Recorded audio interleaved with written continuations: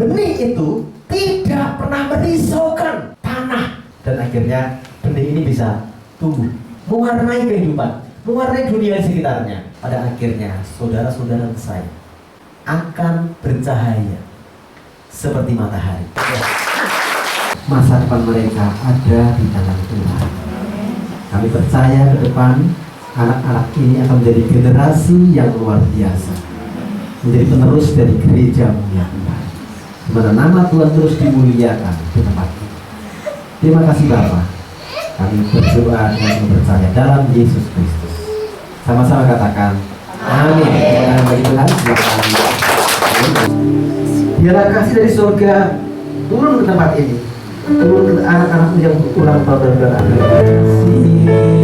Dari surga memenuhi tempat ini, kasih dari Bapa surgawi, kasih dari Yesus mengalir di hatiku.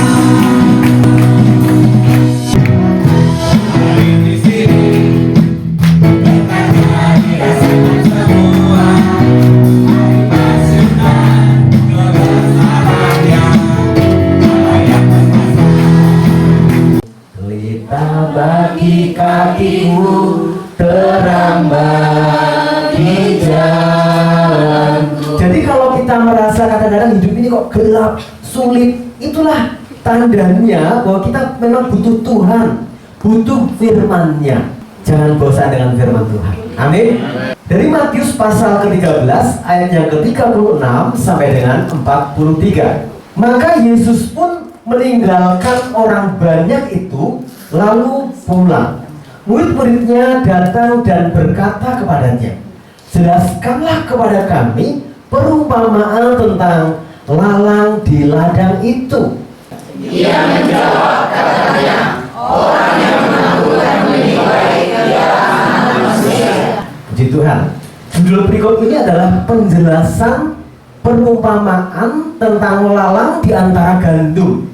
Ketika membaca judul berikut ini, saya berpikir, kan kemarin sudah jelas Tuhan ini menjelaskan apa lagi nih? Ketika kita membaca firman sekedar membaca saja, seringkali lewat saja, oh ya sudah tahu sama ini ya, sama. Tapi kita diminta Tuhan untuk menggali. Ada benih yang jatuh di pinggir jalan, ada tanah berbatu-batu, ada tanah yang penuh semak berduri, hingga benih tak dapat tumbuh. Oh Tuhan, jadikanlah hatiku lembut seperti tanah yang baik dan subur. Tetapi ternyata bagi tanah yang baik ini ada gandum yang tumbuh ini, di sela-sela gandum ini ada lalang, dan ini warnanya sama. Kita diminta untuk menjaga hati kita, mengetahui ini lalang atau gandum ini. ajaran ini, sikap ini, orang ini mengajari baik atau kita memilah-milah. Yang lalang harus kita bersihkan, rajin membersihkan. Supaya apa?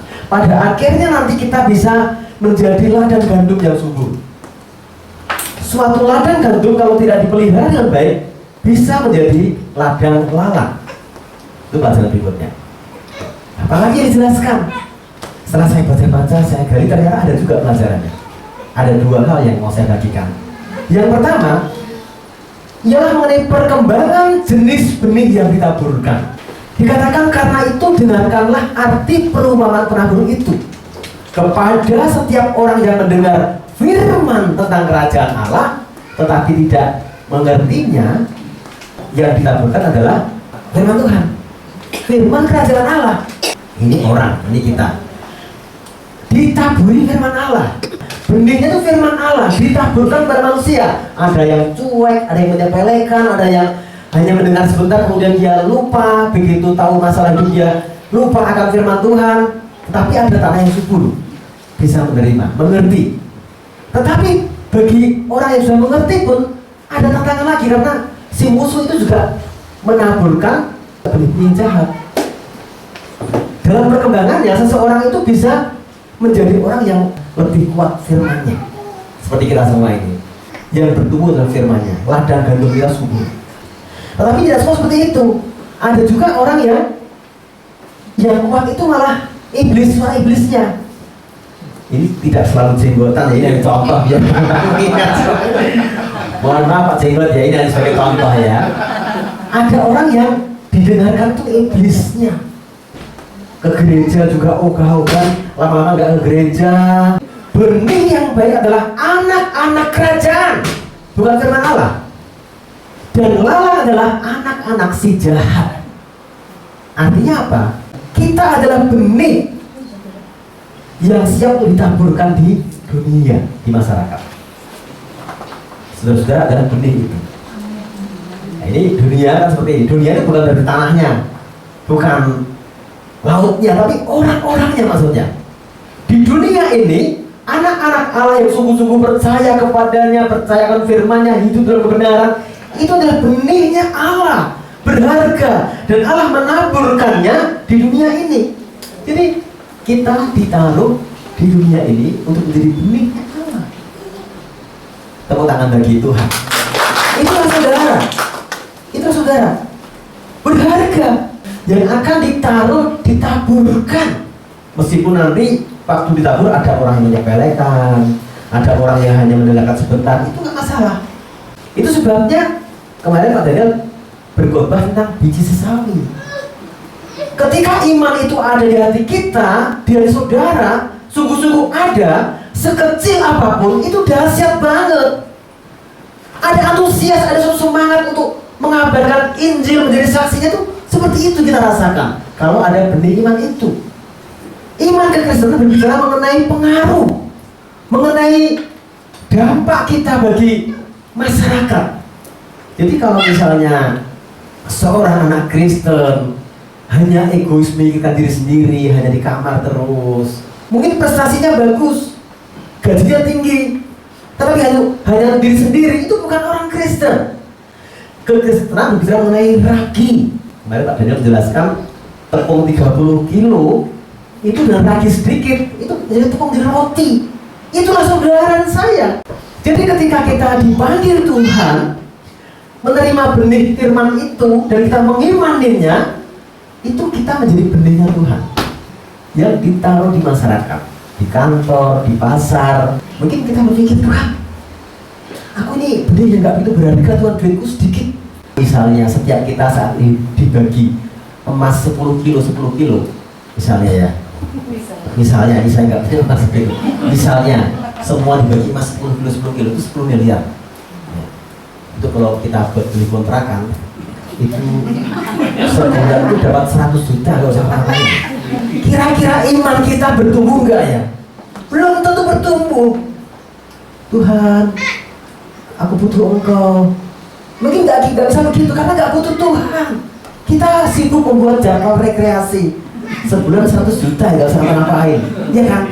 Jadi kalau kita diizinkan kondisi kita tidak mudah, bekerja juga ada tantangan, itu baik buat kita. supaya kita bisa menjadi saksi yang baik bahwa memang dunia itu seperti ini, tapi anak Tuhan tetap menjadi baik. Inilah kita, inilah saya dan saudara, ditaruh di masyarakat sebagai benihnya Allah yang menabur Tuhan sendiri loh. Tangan Tuhan menaburkan, ya taruh situ, ya itu berharga sekali. Dan memang kita nggak sendiri, karena tadi Mas Brewok juga tetap ikut. Dia juga ganggu-ganggu terus. Kerjaannya cuma ganggu dia. Dan bahkan kadang-kadang Mas Brewok itu nggak hanya satu, banyak malah. Dan dalam kehidupan tidak seperti ini. Maksudnya orang ada tulisan saya iblis loh, saya iblis, nggak ketahuan. Jadi orang kalau tidak dekat dengan Tuhan, tidak mengetahui kebenaran, tidak dibekali dengan firman Allah yang jelas, bisa bingung sebenarnya gimana sih. Jadi kehidupan nggak seperti ini, artinya setan pasti brewok, enggak lah. Kehidupan seperti ini, semua berdandan rapi, ada tim-tim yang bagus. Tapi kita nggak tahu sebenarnya dia itu sebenarnya orangnya Tuhan, dia itu gandum atau dia itu lalang ya, nggak tahu. Sebenarnya dia itu sedang dipakai Tuhan untuk menguatkan saya, atau dia dipakai setan untuk menghancurkan iman saya ya. Kita butuh mata yang bisa melihat bahwa ini dari Tuhan, ini dari setan, ini firman Allah, ini masukan yang gak benar. Karunia membedakan roh. Orang ini sebenarnya digerakkan oleh apa ya? Kok dia bikin rusuh terus dia digerakkan oleh apa ya? Kita akhirnya bisa mengambil sikap untuk tidak mendengarkan nasihatnya, mengikuti ajarannya, tidak memperhitungkan masukan-masukannya. Tetapi kalau kita tahu, oh ini hamba Tuhan, ini anak Tuhan, ini jemaat yang setia, doanya, masukannya ini penting buat saya. Dia adalah gandum, dia adalah benihnya Allah yang ditaruh untuk saling menguatkan. Yang pertama dari yang diberi adalah firman Allah, yang ditaburkan Tuhan adalah firman Allah, ditaburkan kepada semua manusia.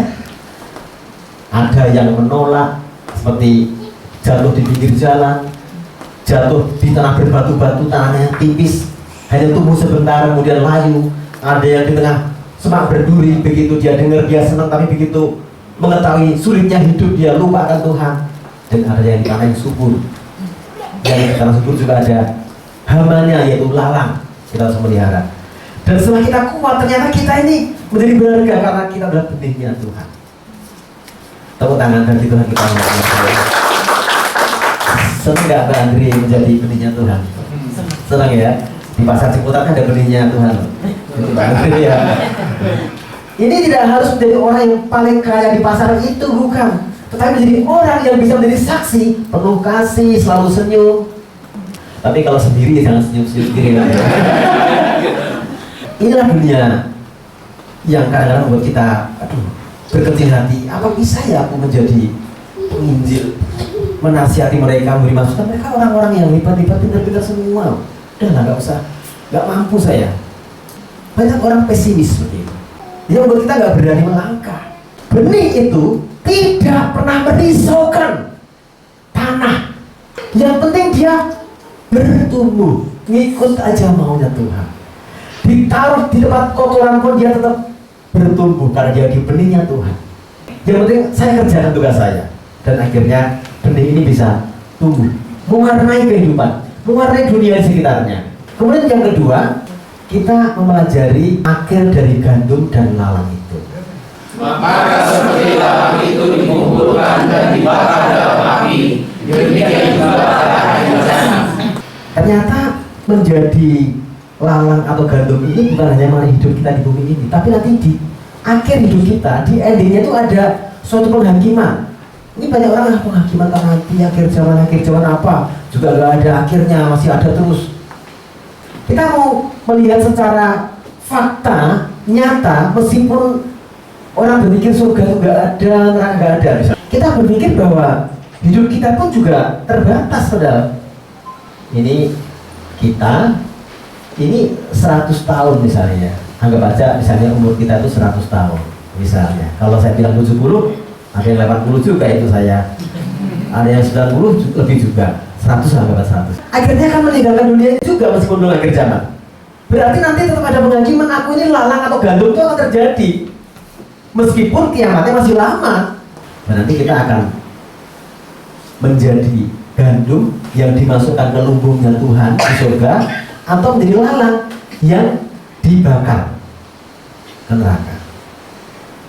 Saya percaya kita semua ke surga. Amin. Kalau kita menjalani hidup kita dengan baik, menjaga hidup dengan baik, maka ada suatu progresivitas rohani kita itu makin baik, makin damai sejahtera, makin tenang. Sehingga di ujung usia nanti iman kita makin kuat. Ada sukacita yang luar biasa bersama dengan Tuhan. Yang paling baik, paling enak adalah saat dekat dengan Tuhan. Sehingga ketika Tuhan memanggil kita pun, saatnya kita meninggalkan dunia ini, itu juga rasanya enak banget karena udah siap. Udah siap.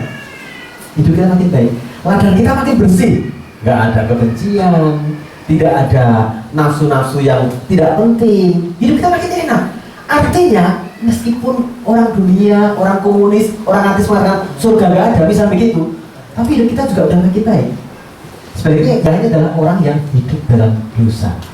Dia semakin berdosa, dia semakin berantakan, semakin suka marah-marah, semakin emosi. Tadinya menjaga hubungan baik dengan para besan, akhirnya dengan besan juga rusak juga, semua makin rusak. Artinya kalau tidak menjaga hidup kita dengan baik, tetapi membiarkan saja emosi kita makin kuat, ini hidup kita juga makin rusak. Sehingga kadang-kadang belum masuk neraka pun rasanya sudah seperti neraka. Dan kita yang di usia pertengahan ini, mari kita perbaiki ladang hidup kita. Kita lihat di area ini usianya sudah di atas 45 ke atas ini, yang dalam Tuhan makin lama makin damai, makin sukacita. Sebaliknya banyak orang yang di luar Tuhan merintis karir dengan luar biasa, dengan baiknya, di usia 50 tahun ketangkap KPK, masuk penjara, membunuh anak buahnya, dihukum mati, menumpuk hartanya di pertengahan usia, jadi rebutan anak-anaknya karena salah orientasi, salah prioritas dalam hidupnya, tidak mencari Tuhan, tidak menjaga hidupnya dengan baik, makin galak, makin sulit diatur, tak terkendali. Dan saya percaya kita semua adalah benihnya Tuhan, dan kita termasuk rombongan yang atas atau yang bawah, Bapak Ibu? Atas. Ayat terakhir, pada waktu itulah orang-orang benar akan bercahaya seperti matahari dalam kerajaan Bapa mereka. Itu yang akan terjadi. Meskipun saat ini saudara-saudara mungkin ada yang menganggap rendah, apaan tuh, ekonominya nggak maju-maju juga. Tetapi kalau saudara-saudara sungguh-sungguh mengerjakan panggilan Tuhan, saudara-saudara dan saya akan bercahaya seperti matahari. Amin. Amin. Pak Timur akan bercahaya seperti matahari. Amin. Di kerajaan Bapa kita di surga. Sambil kita menata hidup kita makin baik, makin benar, makin berhasil, tetapi bahwa kita harus memenuhi panggilan kita sebagai benihnya Tuhan dengan setia, baik itu benih besar atau kecil, ditaburkan di desa atau di kota, di tempat yang basah atau tempat kering, kita mengerjakan dengan setia. Pada akhirnya saudara-saudara saya akan bercahaya seperti matahari di kerajaan Bapa kita di surga. Tepuk tangan.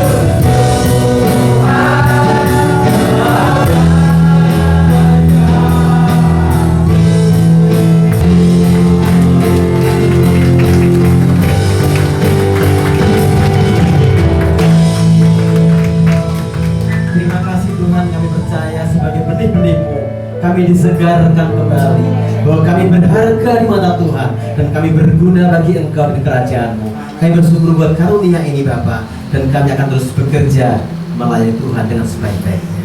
Terima kasih Bapa, kami bersyukur buat firman Tuhan yang kami sambut dalam Yesus Kristus Tuhan. Sama-sama katakan amin.